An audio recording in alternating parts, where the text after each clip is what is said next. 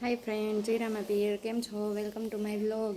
અમે ગામડે આવી ગયા છીએ અને ગામડે આવીને જો અમે વાડીએ જાસી, ઘરનું કામ બધું કર્યું છે એ બધું હું વ્લોગમાં તમને બતાવીશ, તો તમે વ્લોગ કન્ટિન્યુ રહેજો. વ્લોગને સ્કીપ ન કરતા આખો વ્લોગ મારો પૂરેપૂરો જોજો, તમને બહુ મજા આવશે. જુઓ, દેવને તો બહુ મજા આવી ગઈ. આખા ફળિયામાં એ ચકડો જ માર્યા રાખે છે, જોઈ લો. દેવું, આમ જોતો, હામું જોતો દેવું, મજા આવે હે તને? હે હાઉ દેવું, જો બા શું કરે હે? જય શ્રી કૃષ્ણ કહી દયો બા. જય શ્રી કૃષ્ણ. જુઓ, કપડાં ધોઈને સૂકવી દીધા હે અને આ હે ચીકુનું ઝાડ. હવે આમાં પાકેલા ચીકુ હોય તો ગોતી લો થોડાક.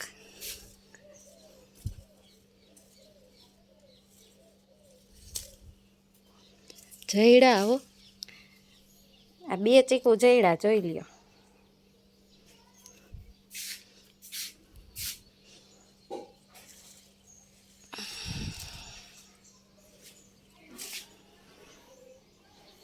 હાલો, જેને ચીકુ ખાવા હોય એ આવી જાવ. ગામડાના ઝાડવામાંથી ઉતારેલા લાઈવ ચીકુ છે. દેવ સૂતો તો એ હવે ઉઠી ગયો છે. હજી તો કપડાં ધોઈ લીધા, ત્યાં દેવભાઈ છે એ ઉઠી ગયા. સવારમાં 6 વાગ્યામાં ઉઠી ગયો તો દેવને નીંદર આવતી નથી. જો બા છે એ માંડવી સાફ કરે છે, તો હું ને દેવ બે બાને છે એ સુપડું દેવા જાય છે.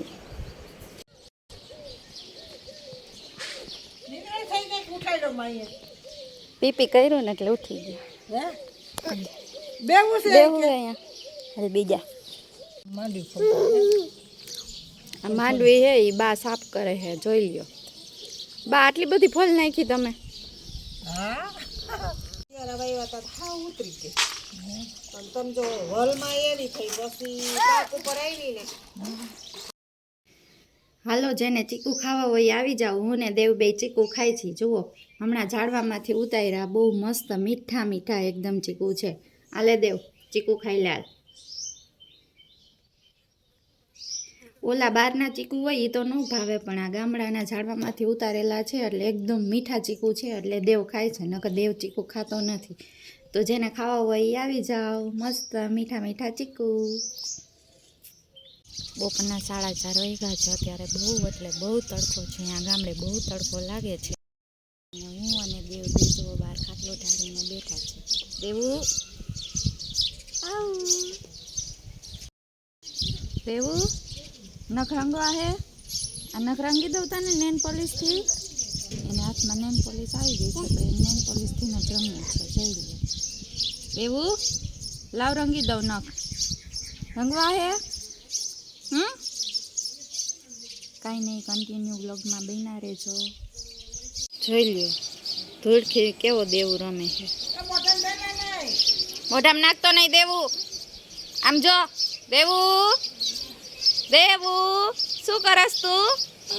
આમ જોતો, આય માર સામું જોતો. દેવું, દેવું. સાંજના 6 વાગી ગયા છે ને હવે અહીંયા તો ગામડે આવ્યા છે એટલે રસોઈ વહેલી બનાવવાની હોય, તો વિચારી છે કે હવે રસોઈમાં શું બનાવવું. જે હમણાં જ નાસ્તો કર્યો હતો એટલે કંઈ રસોઈમાં ઝાઝું બનાવવાનું નથી, પણ થોડુંક બનાવશે એટલે એ તો જમવું તો પડશે જ. એટલે તો કંઈ નહીં, કન્ટિન્યુ વ્લોગમાં રહેજો. સવારે ઝાઝો ટાઈમ નહોતો એટલે ચીકુ નહોતા બતાવ્યા, પણ અત્યારે જો હું તમને બતાવું છું કે આ મારું ચીકુનું ઝાડ છે, એમાં કેટલા બધા ચીકુ આવ્યા છે. અને હજી તો કેટલા બધા તો અમે ઉતારીને પાકેલા બધા હતા એ અમે ખાઈ ગયા. જો આવડા ચીકુ આવ્યા છે. આ ચીકુ એકદમ મીઠા હોય છે, ખાવાની બહુ મજા આવે. જો આ ચીકુનું ઝાડ છે આખું, અને અહીંયા છે આ છે એ પપૈયાનું ઝાડ છે. છેક ઉપર છે પપૈયા, પણ હજી દેખાતા નથી. અહીંથી નથી દેખાતા, બહારથી દેખાય છે, જોઈ લ્યો. ઉપર છે પપૈયા છે. અને ત્યાર પછી આ છે અમારું જામફળનું ઝાડ. આમાં હજી જામફળ આવવાના ચાલુ થયા નથી, હજી તો નાની છે. થોડીક મોટી થશે એટલે જામફળ આવશે. અને ત્યાર પછી આ આવ્યા છે ટમેટા. આ ટમેટાનું છે, જો આમાં ફૂલ આવી ગયા છે. હવે ટમેટા આવવાના બાકી છે, હવે લગભગ આવશે એવું લાગે છે, ફૂલ આવ્યા છે એટલે. અને આ છે કારેલાનો વેલો હજી નાનકડો જ થયો છે, બહુ મોટો નથી થયો, હજી અહીંયા પહોંચ્યો છે, મોટો થશે એટલે આમાં પણ કારેલા આવશે. અને હજી એક વસ્તુ મારે તમને બતાવવાની છે એ છે કે આ છે એ સફરજનનું ઝાડ છે, હજી રોપડો નાનો જ બન્યો છે, એમાં સફરજન છે એ આવશે, મોટું થશે ને એટલે આ સફરજનનો રોપ છે. એક આ છે એ અને એક જો આ સામે રહ્યો ને આ બે છે એ સફરજનના રોપડા છે.